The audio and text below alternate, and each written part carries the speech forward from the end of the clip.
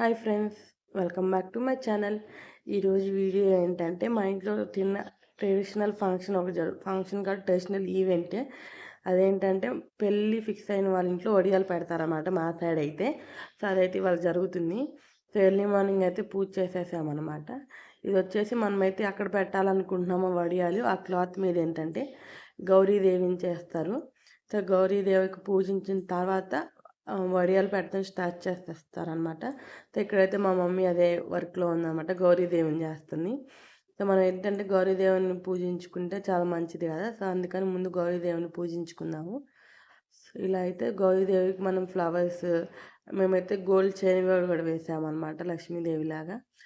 So అదే అనమాట, మా సైడ్ అయితే ఇలా చేస్తారు. మీ సైడ్ అయితే ఏం చేస్తారో చెప్పండి.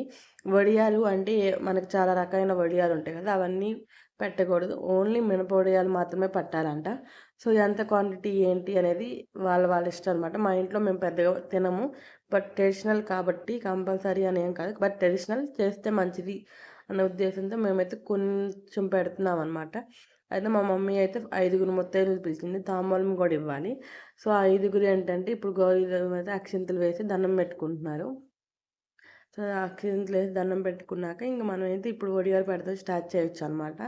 సో 5 ముత్తైదులు పిలిచి తాంబూలం ఇవ్వాలి. సో అందుకని మేమైతే ఇలా చేసామన్నమాట. సో మీ సైడ్ ఎలా చేస్తారో నా కామెంట్ సెక్షన్లో కామెంట్ చేయండి. ఇంకైతే వడియాలు పెట్టడం స్టార్ట్ చేశారు. సో నేను ట్రై చేశాను, కానీ మనకి హ్యాండ్తో కాబట్టి అంత పర్ఫెక్ట్ రాలేదు, చిన్న చిన్నవి వేయాలి. సో మనకైతే అసలు రాలేదన్నమాట. సో అందుకని నేను పక్క వచ్చేసాను. ఇంకా మా ఆంటీ వాళ్ళు అండ్ మా మమ్మీ వీళ్ళందరూ పెడుతున్నారు.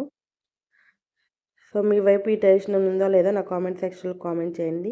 Thank you for watching. Subscribe to my